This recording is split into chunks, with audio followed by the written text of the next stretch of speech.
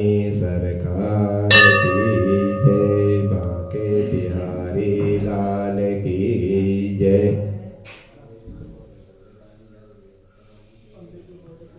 नारायणं नमस्कृत्यं नरं चैव नरोत्तमं देवी सरस्वती व्यासं ततो जयमुदीरये। बंसी विभूषितकरा नवनीलदावा पीताम्बराद्धरुणबिम्बफलाधरोष्टाः पूर्णेन्दुसुन्दरमुखारविन्दनेत्रां कृष्णां त्वत्परं किमपि त्वामहं न जाने। जय जय श्री राधारमणं जय जय कमलकिशोर जय गोपीचित तोर प्रभु जय जय माखन सोर। तोड़ बांके बिहारी लाल की जय। सोची कहने लगी कि हे ऋषि मुनियो, एक समय ये विश्व रूप जो देवता थे, इन देवताओं की शक्ति को बढ़ाने के लिए इन्होंने जो है कि यज्ञ प्रारंभ करवाया।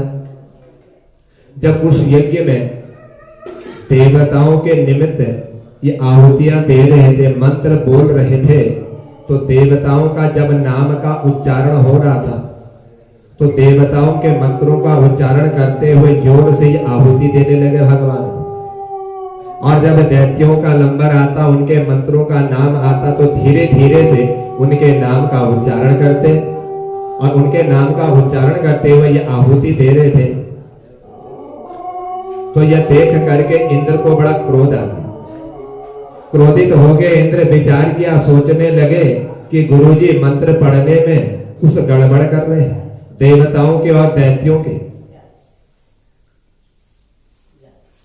सूर्य ने कहा कि ऋषि मुनियों, विश्व स्वरूप इनके जो 3 सिर विराजमान थे, जो इंद्र ने तलवार उठा करके शीघ्र ही अपने गुरु के 3 सिर जो है काट डाले, और उस सिर को काटने से इंद्र को जो है ब्रह्म हत्या लग गई।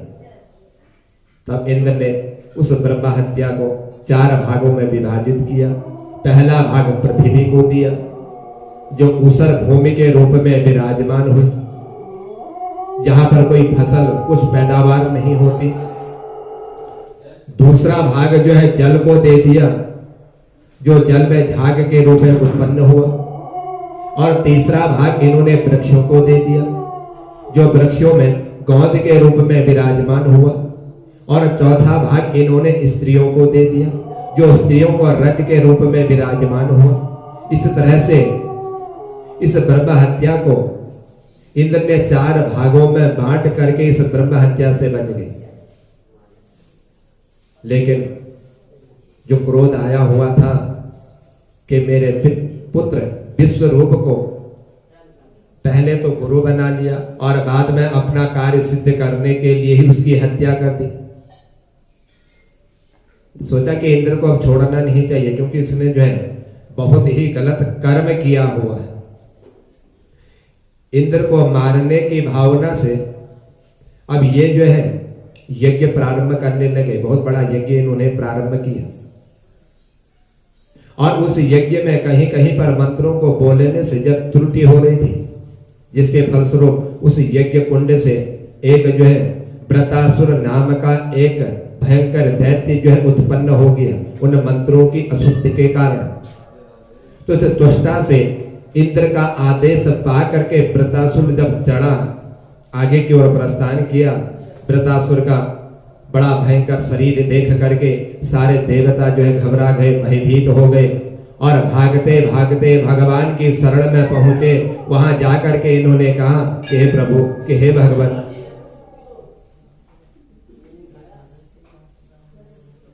किस व्रतासुर जो है हमको मारने के लिए हमारी ओर पहुंच रहा है, सो इससे आप हमारी रक्षा कीजिए। भगवान ने कहा कि एक ही उपाय है, यदि इस व्रतासुर नाम के इस दैत्य से आपको बचना है तो एक ही उपाय है कि जो दधीच मुनि है उनकी हड्डियों को लेकर के आओ, और उन हड्डियों से वज्र का निर्माण हो जाएगा। तो उस वज्र से इस असुर का जो है वध होगा। अब यह समस्त देवता महर्षि दधीच की शरण में पहुंच गए और दधीच मुनि ने देखा तो पूछ लिया कि हे देवताओं, आज कैसे आना हुआ, किस कारणवश तुम आज मेरे इस स्थान पर पहुंचे हो। सभी देवता हाथ जोड़कर कहने लगे, महाराज आप जैसे संतों का तो जीवन ही परमार्थ के लिए हुआ है, दूसरों के कल्याण के लिए ही आपका जीवन हुआ है। हम आपसे आपकी हड्डियां मांगने आए हैं, आप हमको जो है अपनी हड्डियां दान कर दो, क्योंकि आपका जीवन ही इसी तरह से बना हुआ है। दधीच मुनि पहले तो खूब हंसने लगे इन देवताओं को देख करके। फिर दधीच मुनि ने इन देवताओं से कहा कि हे देवताओं, तुमने मांगते समय कुछ भी विचार नहीं किया, तुम क्या मांग रहे हो। सबसे अधिक प्रेम तो अपने शरीर से ही होता है। कितना दुर्लभ मनुष्य शरीर है और तुमने ऐसे ही मांग लिया दुर्लभ शरीर के लोग। कितना कष्ट, कितना परिश्रम, कितने पुण्य कमाने पड़ते हैं इस मनुष्य योनि में जन्म लेने के लिए, और तुम जो ऐसे ही मेरे इस शरीर से हड्डियां मांग रहे हो। देवताओं ने कहा कि हे महाराज, हमें भगवान विष्णु ने भेजा हुआ है, हम स्वयं अपने मन से नहीं आए, भगवान ने ही हमको आपके पास भेजा है। दधीच मुनि ने कहने लगे, साक्षात यदि भगवान विष्णु ही आकर मांग लेते तो हे देवताओ, तो मुझे अच्छा लगता। देवता बोले, हे भगवान, यदि मांगने वाला देने वाले को पीड़ा व ध्यान देता है, कष्ट देता है, दुख देता है, तो फिर मांगने की हिम्मत नहीं बढ़ती। पर देने वाला भी मांगने वाले की परिस्थितियों पर विचार करता है कि देना चाहिए या नहीं देना चाहिए, तो मना नहीं कर सकता। दधीच मुनि बड़े प्रसन्न हुए, कहा कि हे देवताओं, मैं तो थोड़ा तुमसे परमार्थ का उपदेश श्रवण करना चाह रहा था, जिससे किसी का कल्याण हो सके, इसीलिए मैंने मना किया या नहीं किया। या तो मैं अच्छी तरह से जानता हूं कि यह शरीर जो है अनित्य है, यह शरीर रहने वाला नहीं है और शरीर को छोड़ना ही पड़ता है, क्योंकि यह शरीर जो है मरने के लिए ही यह जन्म लेता है। और फिर मेरा शरीर तुम्हारे काम आ जावे, उससे समाज का या देश का हित हो जाए, तो इससे बढ़िया और कौन सी बात हो सकती है। इतना कह करके वह महात्मा दधीच ध्यान मग्न होकर के बैठ गए। उनके शरीर में खाद्य पदार्थ लगा दिया गया था और गाय जब वहां से जाती उनके शरीर को चाटती तो हड्डियों के अतिरिक्त शरीर में कुछ बचा हुआ नहीं था, मात्र हड्डियां जो है स्पष्ट दिखाई दे रही थी। तब विश्वकर्मा ने उन हड्डियों से बड़े सुंदर वज्र का निर्माण किया और वह वज्र लेकर के जैसे ही वृत्रासुर से युद्ध करके इंद्र सामने आए, तो वृत्रासुर को उस वज्र के साक्षात भगवान के दर्शन हो गए। उस वज्र पर जब यह वृत्रासुर भगवान का दर्शन उस वज्र पर करने लगा, तो इंद्र को वज्र हाथ में लिए देख करके यह वृत्रासुर कहने लगा कि आज मेरा बड़ा सौभाग्य है, जो कम से कम तो मेरे सामने आकर के जो आज टिका हुआ है, इससे बड़ा सौभाग्य और क्या हो सकता है। क्योंकि तो हमेशा ही जब युद्ध करने आता था तो भाग जाता था, लेकिन आज बड़ा सौभाग्य का अवसर मुझे प्राप्त हुआ है। एक तो ब्रह्म हत्यारा है, ब्रह्म के हत्या का तुझे पाप लगा, और दूसरा तो जो है गुरु का हत्यारा है, तूने अपने गुरु का वध किया हुआ, और तीसरा वह मेरा भाई था, मेरे भाई का तूने वध किया। आज तुझे मारकर मैं इन सब से दंड मुक्त कर दूंगा, क्योंकि तूने यह पाप किया हुआ है, इस पाप का फल तुझे अवश्य भोगना पड़ेगा। पर वज्र की ओर देखा तो अचानक वृत्रासुर की भावना बदल गई। मन में सोच रहा था ये ब्रह्म हत्यारा इंद्र है, इसका वध करना चाहिए। वज्र को देखा, सब कुछ भावना ही बदल गई। तो वज्र में भगवान नजर आने लगे। प्रत्यक्ष हरि का दर्शन करके इस वृत्रासुर ने 4 श्लोकों के द्वारा भगवान की स्तुति करनी प्रारंभ करी। और इन्हीं 4 श्लोकों में इस वृत्रासुर ने धर्म अर्थ काम मोक्ष इन चारों पुरुषार्थ भी जो है भगवान से मांग लिए। तो वृत्रासुर बोला कि हे प्रभु, कि हे भगवान, मैं आपका दास भले ही बन सकूं, लेकिन इतनी पात्रता मुझमें नहीं है कि मैं आपका दास बन जाऊं।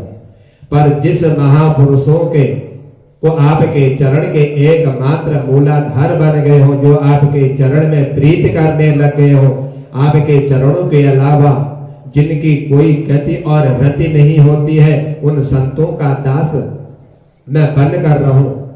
अपना दास मुझे आप मत बनाइए, पर अपना दास का भी दास मुझे आप बना दीजिए।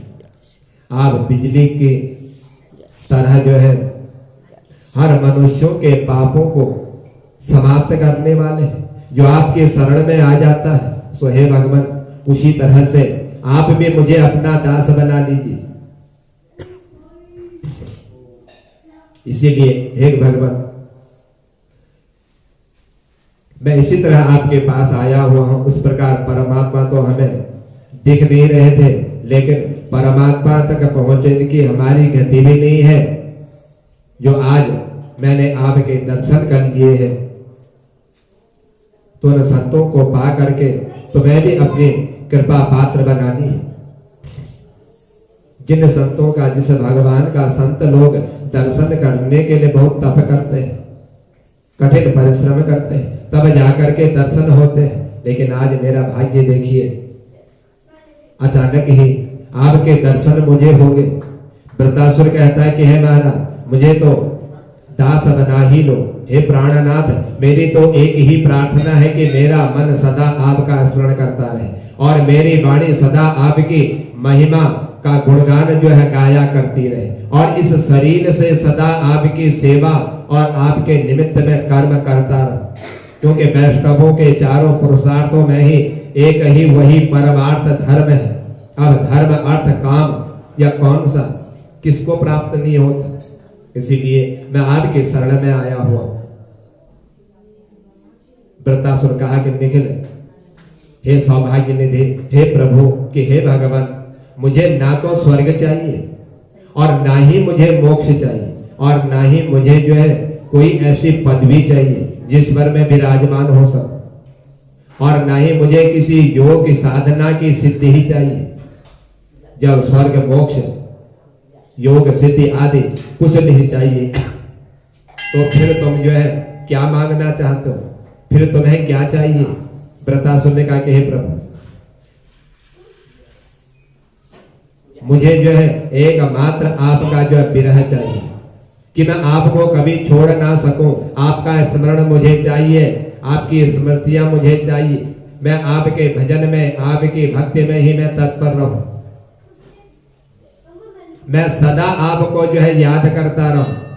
और वैष्णवों का धन तो एक ही है कि भगवान की स्मृति करना, भगवान का चिंतन करना, भगवान का ध्यान करना, उनकी शरण में चले जाना। यही जो है वैष्णवों का, साधु संतों का मात्र एक ही धन है। भगवान की स्मृति वैष्णव की परम संपत्ति है।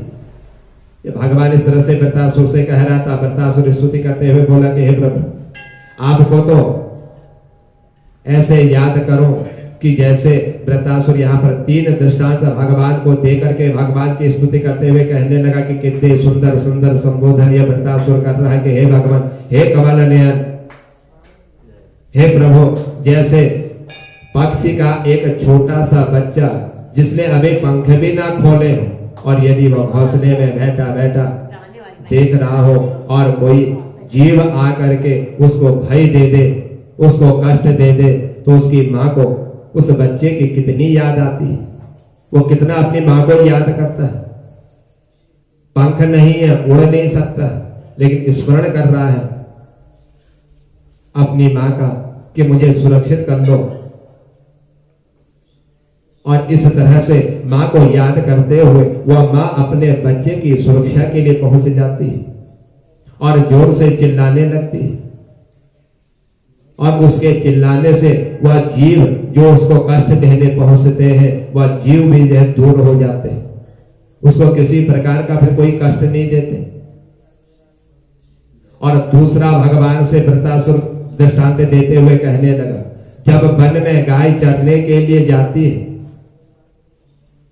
और जैसे ही वह घर में उसका छोटा सा बच्चा रहता है तो उस वन में जाकर के गाय को घास खाते हुए अपने बच्चे का जो स्मरण होता है उसको याद करती है, क्योंकि जो अपने माँ के दूध पर ही निर्भर रहता है और कोई वस्तु का वह सेवन नहीं कर सकता, वह गाय जो है वन में जाकर के सूर्यास्त का समय देखती है कि सूर्यास्त के समय में अपने घर की ओर प्रस्थान कर, और सूर्यास्त का समय होता तो उसे आगमन का समय होता है।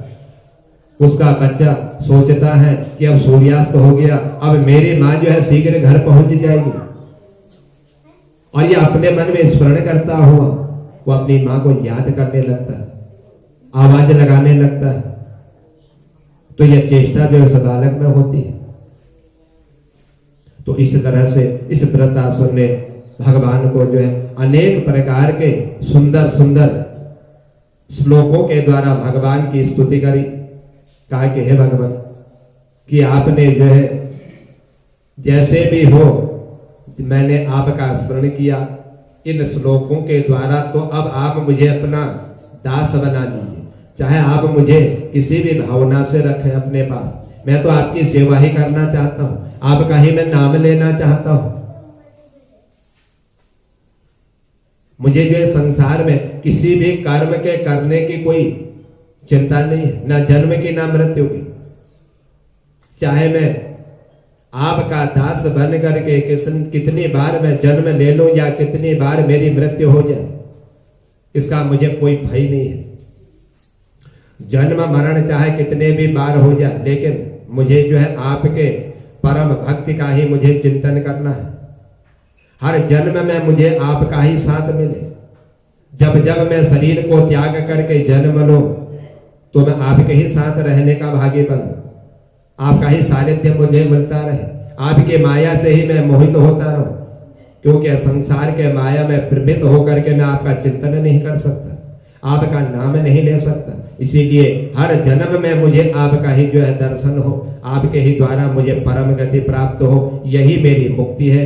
जब वृत्रासुर ने इस प्रकार भावपूर्ण भगवान की स्तुति करी तो इंद्र यह सब सुन करके भाव विभोर हो गए। बड़ा आनंद आया इंद्र को कि आज वृत्रासुर की बुद्धि जो है पलट चुकी है, भगवान की स्तुति कर रहा है। इंद्र ने कहा कि हे दानवराज, तुम तो सचमुच धन्य हो गए हो जो इस रणभूमि में तुम्हारे ऐसे पावन विचार बने हुए हैं। तो अचानक वृत्रासुर की आसुरी भाव जागृत हुई। तुरंत वृत्रासुर इंद्र से कहने लगा कि हे इंद्र, तूने जो है जो पाप किया है अपने गुरु का और ब्राह्मण का और मेरे भाई का, इसीलिए हे इंद्र तो सावधान हो, मेरे प्रहार को तो स्वीकार कर। इंद्र को सावधान करके एक मुक्का घुमा करके जो ही इसने इंद्र के ऐरावत हाथी के माथे पर मारा तो हाथी मूर्छित होकर के भूमि पर गिर पड़ा और इंद्र के हाथ से वह वज्र छूट गए जो दधीच ऋषि की हड्डियों से इसने वज्र बनाया हुआ था। और जो ही वज्र हाथ से गिरा उसको उठाने में अब इंद्र जो है लज्जित हो गए। वृत्रासुर खड़ा होकर के कहने लगा कि हे इंद्र, तुमने यह हाथ में जो वज्र पकड़ा हुआ था जो गिर चुका है, इस वज्र को तुम उठा लो, क्योंकि इसके बिना मैं मरने वाला नहीं हूं, मेरा वध होने वाला नहीं है।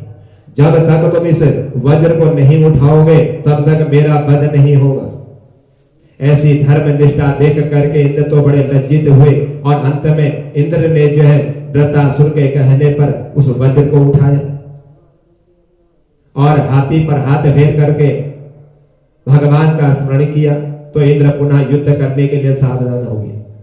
दोबारा वृत्रासुर ने प्रहार करने के लिए जो ही वृत्रासुर आगे बढ़ा तो इंद्र ने तुरंत अपने वज्र से वज्रासुर का जो है हाथ काट लिया। दूसरी भुजा से मुष्टि का प्रहार करने लगा तो उसकी दूसरी भुजा भी इंद्र ने जो है इस वज्र के प्रहार से काट दी। अब यह वृत्रासुर जो है दोनों हाथों से रहित हो गया और दोनों हाथों का ना होते हुए भी वृत्रासुर अब जो है बड़ा भयंकर रूप के समीप उसके सामने दिखने लगा। अब की बार वृत्रासुर मुंह फाड़ करके पूरे वेग से जब इंद्र की ओर दौड़ा, जब तक इंद्र कुछ कर पाते तब तक इंद्र को ही इसने मुंह में रख करके निगल दिया वृत्रासुर ने। और उधर देवताओं में हाहाकार मच गया, भगदड़ देवताओं में मच गई कि इंद्र को जो है इस वृत्रासुर ने निगल लिया। पर इंद्र के हाथ में जो वज्र है और इंद्र के पास जो नारायण कवच था, इनका भी जो है बल इसने समाप्त कर दिया। इसीलिए इंद्र किसी भी प्रकार इस वृत्रासुर से मरे ना। तो ऐसा जो है सब देवता मन में विचार कर रहे थे। और यह इंद्र जो है उस वृत्रासुर के उदर में जाकर के उस वज्र के द्वारा इस वृत्रासुर के पेट को में जो है वार करने लगे। बाहर निकलने के लिए रास्ता ढूंढने लग गया इंद्र। तो वृत्रासुर का पेट फाड़ते समय 1 साल व्यतीत हुआ। तब इंद्र जो है उस वृत्रासुर के उस उदर से जो है बाहर निकले। तब वृत्रासुर का इस इंद्र ने जो है अंत किया। तो राजा परीक्षित ने कहा कि हे महाराज, आखिरकार ये वृत्रासुर भगवत भक्ति का है, इसको संग प्राप्त था, भगवान की भक्ति इसने की हुई थी। तो भगवान की स्तुति करते हुए इसने रणभूमि में भी जो है इस प्रकार इंद्र से युद्ध किया।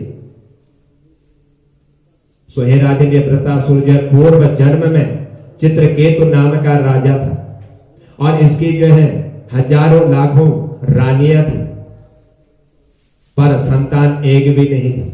इतनी रानियां होने पर भी इसकी कोई संतान नहीं थी।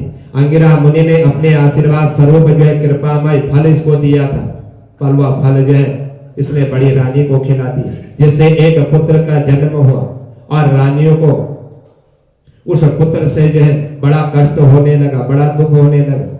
किसकी संतान हो गई, हमारी कोई संतान नहीं है।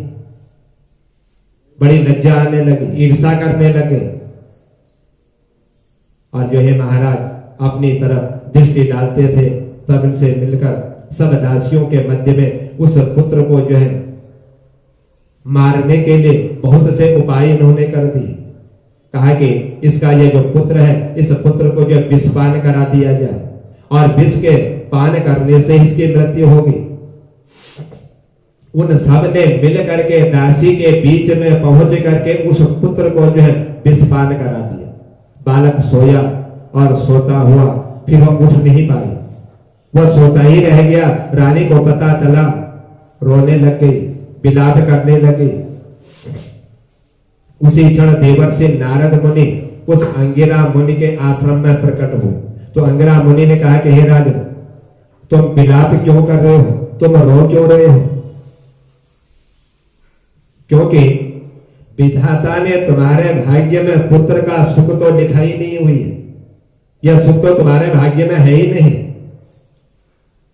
लेकिन तुमने माना तक नहीं, तो अब रोना पड़ रहा है। राजा ने कहा कि मैं कुछ नहीं सुनने वाला हूं, हे प्रभु, कुछ भी हो जाए, कहीं से भी लाओ, लेकिन मुझे पुत्र दे दो। जो मेरा बेटा जो है मृत्यु को प्राप्त हो गया, मुझे बेटा चाहिए। इस मेरे बेटे को स्वस्थ कर दो, नहीं तो मैं भी जो है अपने शरीर का त्याग कर दूंगा, अपने इस शरीर को मैं भी जो है समाप्त कर दूंगा, यदि तुमने मुझे इस मेरे पुत्र को स्वस्थ नहीं किया। देवर्षि नारद मुनि ने कहा कि हे अंगिरा ऋषि, तुम पीछे हटो और हम जो है अब इनको समझाते हैं। नारद जी ने राजा से पूछा कि हे राजन, तुम्हें क्या चाहिए, तुम क्या मांगना चाह रहे हो? राजा बोला कि हमें तो पुत्र चाहिए। देवर्षि नारद मुनि ने कहा कि यदि तुम्हें पुत्र चाहिए तो ये रोना धोना तुम बंद करो, क्योंकि हम सबसे पहले तुम्हारे ही पुत्र को जो है ठीक करते हैं। राजा तुरंत आंसू पोंछ करके बैठ गया। देवर्षि नारद मुनि ने मंत्र पढ़ा, या पढ़ करके तुरंत ही उस मृत बालक का आवाहन किया और नारद जी के बुलाते ही वह जीवात्मा जो है उसमें प्रवेश कर गई, जो विष के द्वारा इन दासियों ने पुत्र का वध किया था, मार दिया था। और जब उसकी जीवात्मा उसमें प्रकट हो गई, तब देवर्षि नारद मुनि ने कहा कि हे जीवात्मा, तेरा कल्याण हो, तेरा उद्धार हो। ये तेरे माता पिता तेरे लिए कितने आंसू बहा रहे हैं, अब तुम इस शरीर में प्रविष्ट होकर के शेष आयु का भोग करो। जितनी तुम्हारी आयु बची हुई है अपने शरीर में प्रवेश करो और अपनी बची हुई आयु का तुम भोग करो।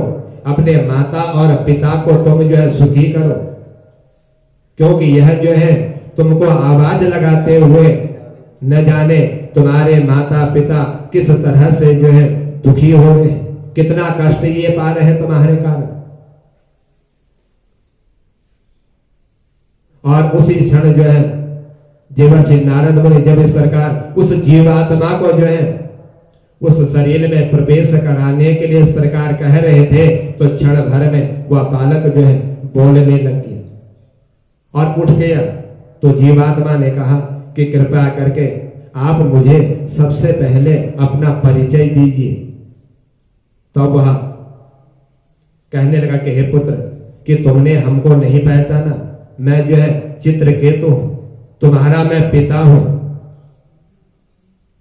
तो वह जीवात्मा जो देवर्षि नारद मुनि ने उस बालक के अंदर डाली हुई थी वह कहने लगा कि तुम यदि मेरे पिता हो तो कौन से जन्म के पिता हो, किस जन्म में तुम मेरे पिता थे। मैं तो अपने कर्म के अनुसार न जाने मैंने कितने शरीर जो है ग्रहण कर चुके।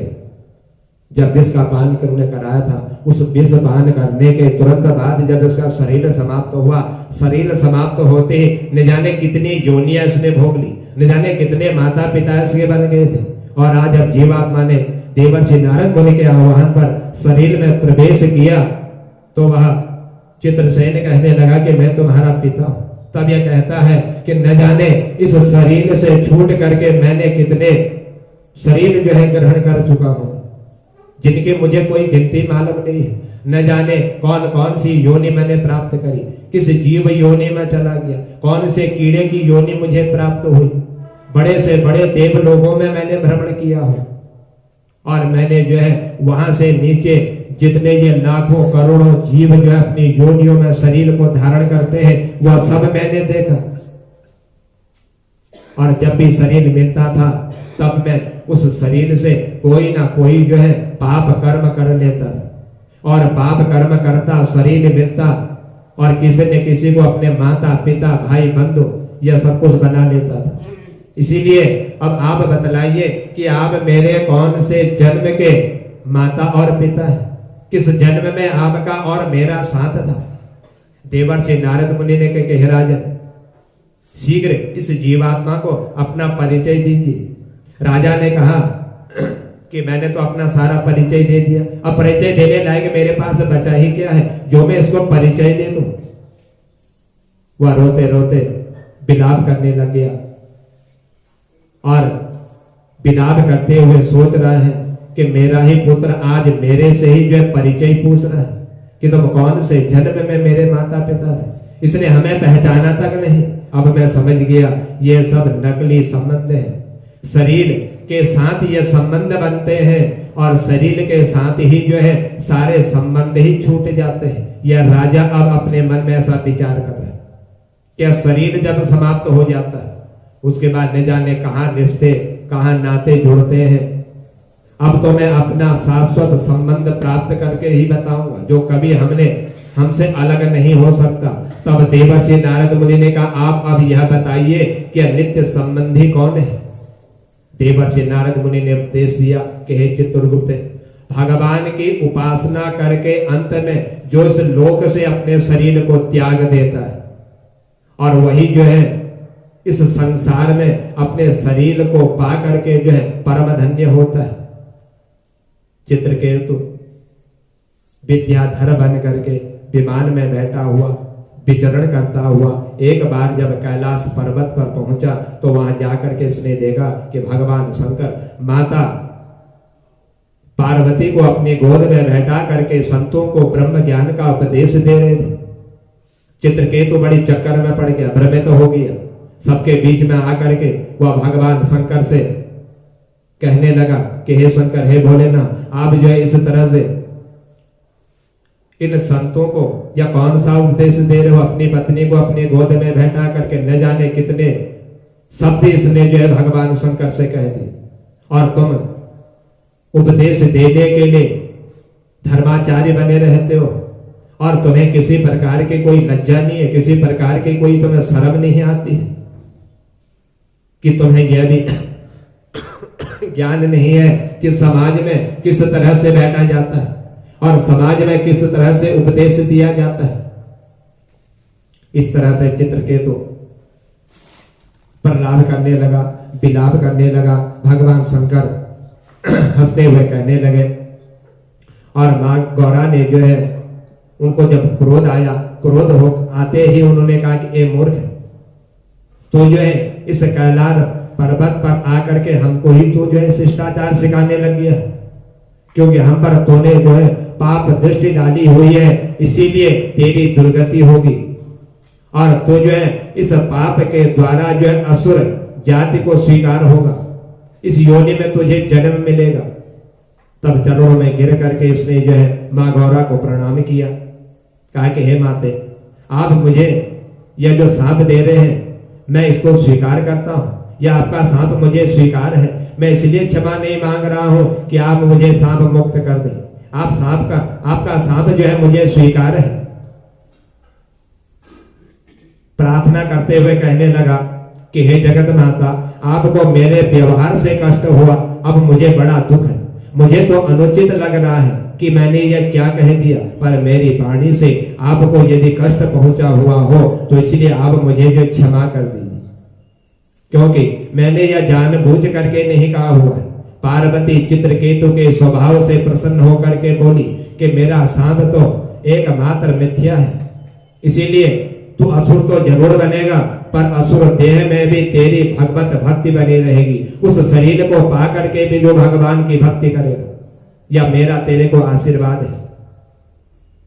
वही चित्रकेतु माता भवानी के शाप से व्रतासुर योनि को प्राप्त हुआ, जिस व्रतासुर को इंद्र ने वज्र के प्रहार से मारा हुआ था, और भगवत भक्ति के संस्कार के कारण रणभूमि में भी इसने भगवान की दिव्य स्तुति करने लग गया। युद्ध करने के लिए इंद्र से गया था, लेकिन उस रणभूमि में वज्र को देख करके जब भगवान के दर्शन हुए तो स्तुति करने लग गया। तो यही जो है माता पार्वती का इसको सांप था, उसी सांप का परिणाम स्वरूप असुर योनि में जन्म लेते हुए भी भगवान के दिव्य दर्शन किए, और उस वज्र में भगवान को उसने प्रकट हुआ देख लिया।